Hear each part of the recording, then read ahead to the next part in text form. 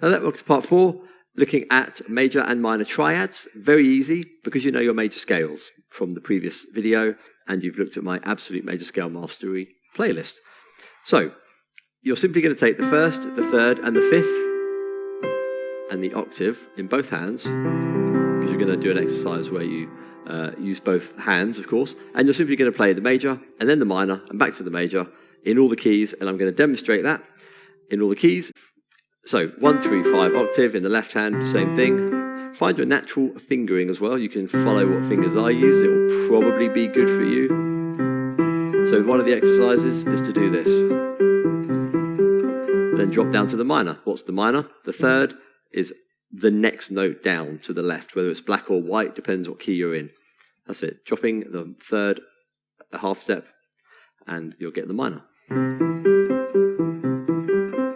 This is a nice one to do, no pedal required. Just a nice staccato exercise. And the other one is to share the chord between two hands. So, or you maybe put the thumb in the right hand. 3 notes in the left, 4 in the right. Nice one to do. Minor. Back to major again. It's a nice little thing to do. And try it in different octaves as well, doing it all up here.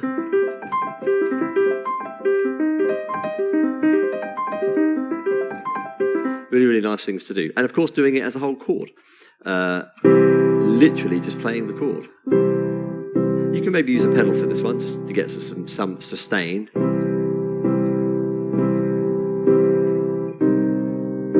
If you want, you can move these around. Notice I'm bouncing with my little finger there. That's a thing to do. And move it around. That's a really great thing to do.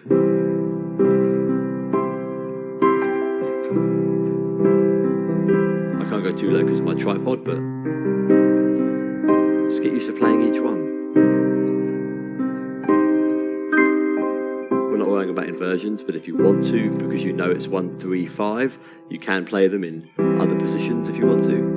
I'm playing both other positions here, one from the E, the third, and this one from the fifth. Still using 1, 3, 5, or doing it with the minor, if you want to go that far. So I'm going to play the majors and the minors in all the keys, so that you know them. You can follow along. I'll use my natural fingering as well. I guess I'll just play it like this as a block chord. I'll do it like that, and I'll go up a semitone. C sharp or D flat.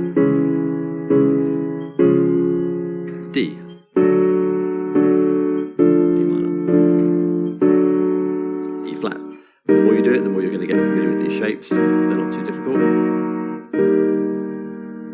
E. Previous one was E flat, of course. F minor. F sharp. G flat.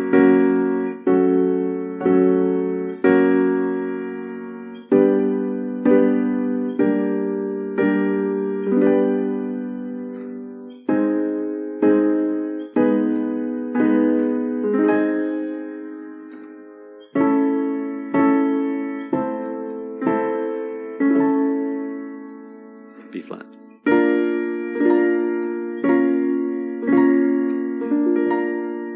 I'll come down here for the B one.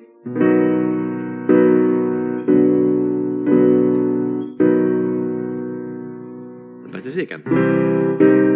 Now the way you test yourself, you can use a metronome to find your natural limit and just see how quickly you can run through the shapes. I can't put the metronome on because it will ruin the piano signal, but imagine there's a little click click happening and you can just do things like this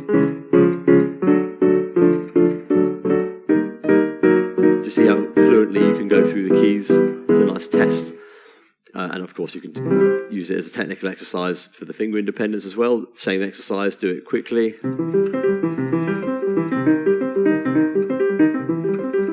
See how quickly you can go around like that. And I also recommend trying to, you can either do it randomly, jumping into any key, whatever key comes to your mind, and whatever chord type comes to your mind. So let's just start with D minor, A flat major, E minor, B minor, F sharp major, C sharp minor, F major, A minor, E flat major, C minor.